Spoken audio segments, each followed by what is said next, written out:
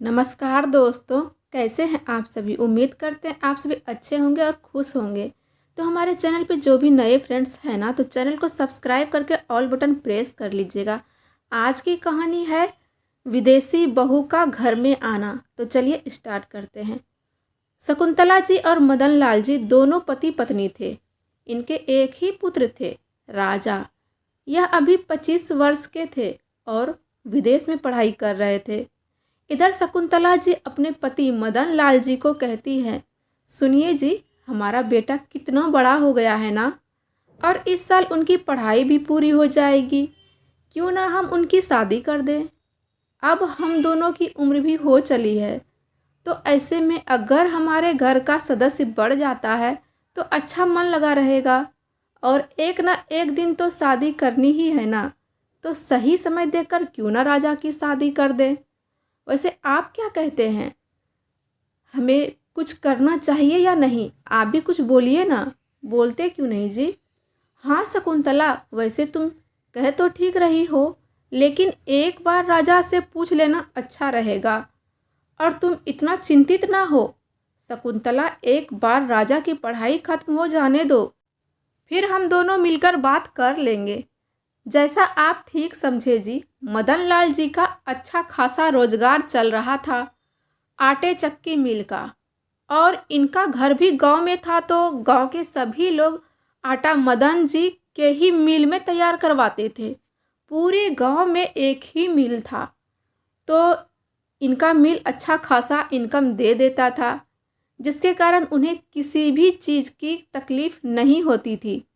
उन्होंने अपने जीवन में कभी किसी चीज़ की तकलीफ़ देखी ही नहीं थी, क्योंकि यह दोनों बहुत ही ज़्यादा मेहनती थे और अपने कर्म पे बहुत ही विश्वास रखते थे। एक दिन की बात है, अचानक फ़ोन की घंटी बजती है। उस समय रात के 11 बज रहे थे। हेलो माँ, मैं राजा बोल रहा हूँ। आप और पिताजी कैसे हैं? हम दोनों यहाँ ठीक हैं बेटा, तुम कैसे हो? माँ, मेरी पढ़ाई खत्म हो गई है और इस महीने ही सोच रहा हूँ घर वापस आने का। यह सुनकर शकुंतला जी और मदन लाल जी दोनों खुश हो गए और मन ही मन में लड्डू फूटने लगे कि जब बेटा घर आएगा तो उनकी शादी का बात कर लेंगे। हाँ हाँ बेटा, क्यों नहीं, तुम जितना जल्दी हो सके घर वापस आ जा। ओहो, हम और तुम्हारे पिताजी तुम्हारा इंतज़ार करेंगे। यह दोनों काफ़ी सीधे साधे और अच्छे इंसान थे। पूरे गांव में लोग इन्हें बड़े बाबूजी कहकर बुलाते थे, क्योंकि यह दोनों कभी किसी के साथ जोर ज़बरदस्ती नहीं करते थे। जो भी आदमी आटा बनवाने आता उनके मिल में, अगर उनके पास पैसे कम पड़ जाते तो यह कभी कुछ नहीं कहते, बल्कि कोई बात नहीं है कहकर आटा तैयार कर देते। इसलिए इनके व्यवहार से पूरे गांव वाले मदन लाल जी की खूब इज्जत करते हैं। गांव में किसी के यहाँ कोई भी पार्टी फंक्शन होता था तो बिना मदन लाल जी के इजाज़त के कभी कोई कुछ भी नहीं करता था, क्योंकि अगर पैसे कम पड़ जाते थे वो लोग के पास तो ये हमेशा उनकी मदद के लिए आगे खड़े होते थे। इसलिए इनकी सलाह लिए बगैर कोई भी कुछ भी नहीं करता था। लेकिन दुर्भाग्यवश शकुंतला जी और मदन लाल जी की खुशी को न जाने किसकी नज़र लग गई। एक दिन की बात है, सवेरे सवेरे पूरे गांव में हलचल मची थी। अरे देखो देखो, विदेशी लड़की आई है, पता नहीं किसके घर जाना है, कौन है। पूरे गांव में खलबली मची थी। साथ में एक लड़का भी था जिसे गांव वाले नहीं पहचानते थे, लेकिन वह यही का आदमी लग रहा था। फिर विदेशी लड़की और उसका साथी दोनों मदन लाल जी के घर की ओर जा रहे हैं। कुछ देर बाद मदन लाल जी के घर गेट की घंटी बजती है। दरवाजे खोला तो सामने वही विदेशी लड़की और उसका साथी खड़े थे।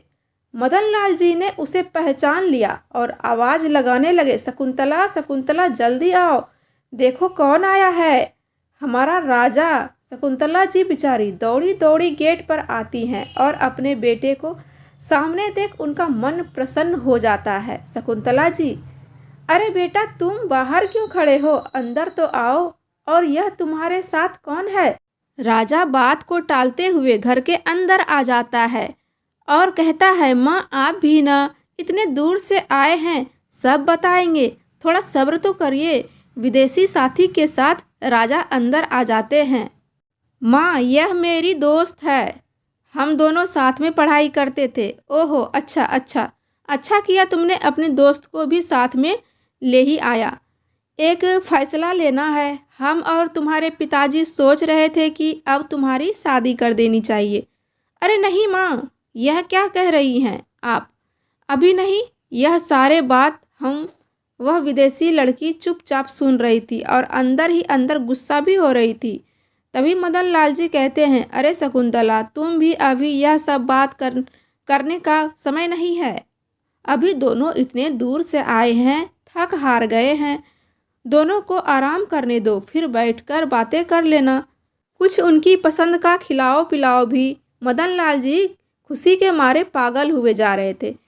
इतने दिनों बाद आखिर बेटा इतनी अच्छी पढ़ाई करके जो लौटा है, उन्हें लग रहा था कि अब तो मेरा बेटा बहुत बड़ा इंजीनियर बन जाएगा, दुनिया में नाम होगा, गांव वाले नाम लेंगे और अच्छा खासा इनकम ये कर लेगा।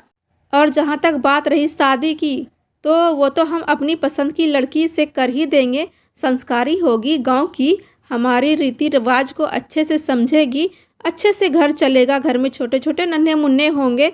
अगले ही दिन मदन लाल जी और शकुंतला जी दोनों मंदिर से खुशी खुशी घर वापस लौटे। वहाँ से जैसे ही वापस आते हैं, खुद के लिए और बेटों और उनके दोस्त के लिए, दोनों के लिए खाना निकालते हैं। मदन लाल जी को यह समय ठीक लगा उनकी शादी के बारे में बात करने का, और मौका देखते ही, बेटा हम तुम्हारे लिए लड़की ढूंढ रहे हैं, अब तुम्हारी पढ़ाई खत्म हो गई है तो शादी कर लेना चाहिए तुम्हें अब।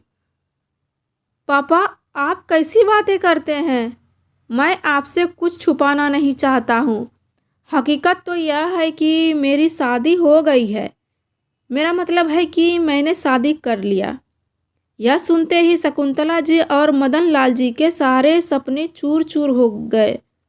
शकुंतला जी, बेटा कैसे, आखिर शादी तुम कैसे कर सकते हो बिना हमारे और तुम्हारे पिताजी की मर्जी के, और ना ही तुमने कोई आशीर्वाद लिया, ना ही कोई जानकारी दी। कहाँ की है लड़की, कौन है वह, तुमने हम दोनों को बताया नहीं, बताना सही भी नहीं समझा। ऐसा क्या गुनाह कर दिया हम दोनों ने, पूरे गांव वाले सवाल पर सवाल करेंगे, हमसे क्या जवाब देंगे वह हम। वो दरअसल माँ मेरी दोस्त लीना है ना, मेरे साथ पढ़ाई करती थी, मैंने उसी से शादी कर ली। क्या, तुमने एक विदेशी लड़की से शादी कर ली, ये क्या कर दिया तुमने। वहाँ का रीति रिवाज संस्कार अलग है, यहाँ का अलग, कैसे निभा पाएगी वह। इतना कहते हुए शकुंतला जी अंदर से टूट जाती हैं। उनके आंखों से आंसुओं की धारा लगातार बहती जा रही थी।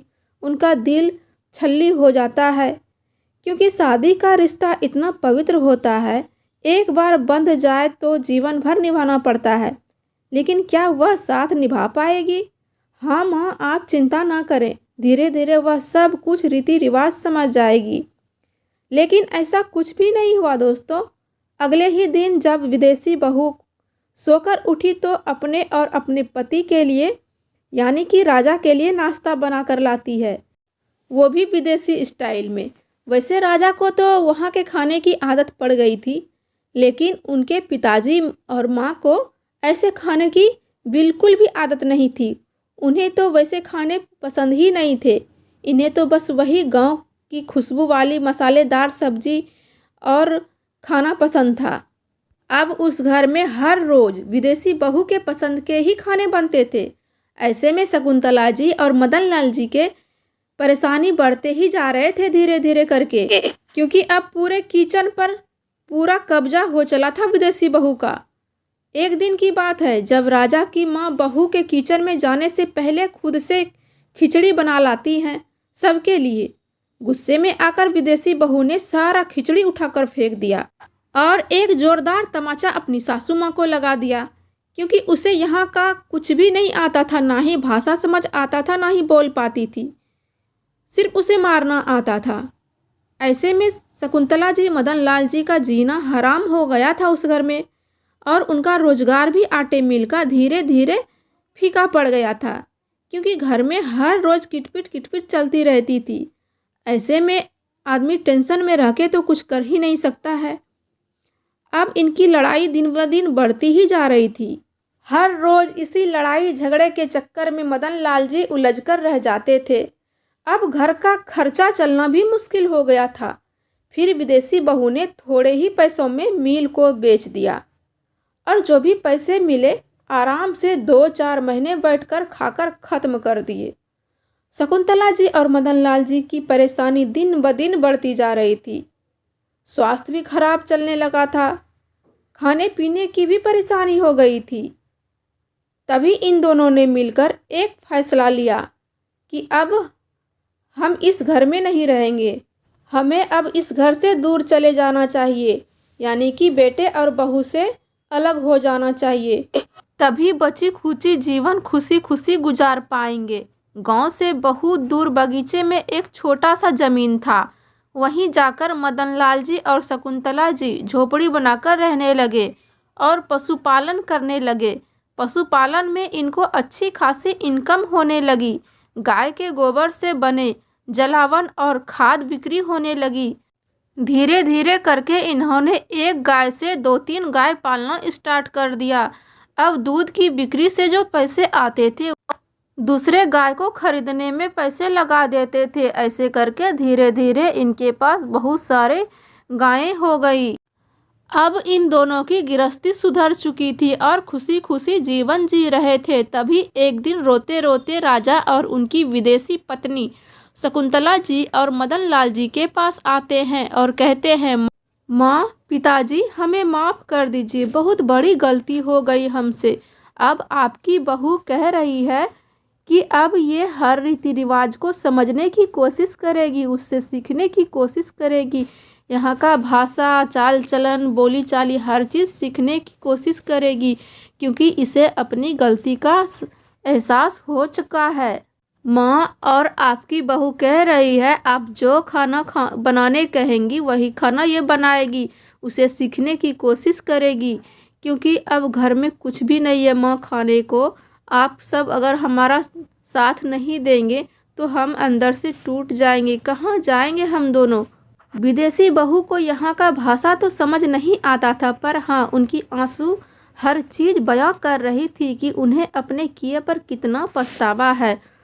शकुंतला जी और मदन लाल जी मौन रहे कुछ देर, फिर दोनों को माफ़ करके घर चले आए और हर रोज़ गौ सेवा के लिए दोनों बगीचा आते फिर घर चले जाते। बिजनेस भी इनका अच्छा खासा चलने लगा और घर की खुशहाली भी लौट आई, और अब घर में वही होता जो मदन लाल जी और शकुंतला जी चाहती थी। विदेशी बहू अब हर रीति रिवाज को सीखने की जिद मचाए रहती। अपनी सास बहू का रिश्ता मजबूत हो गया था। इसलिए कहते हैं दोस्तों, बड़े बुजुर्ग का कहना हमेशा मानना चाहिए, नहीं तो जीवन में हमेशा ठोकरें लगती है। आपको यह कहानी कैसी लगी कमेंट बॉक्स में ज़रूर बताइएगा। हर हर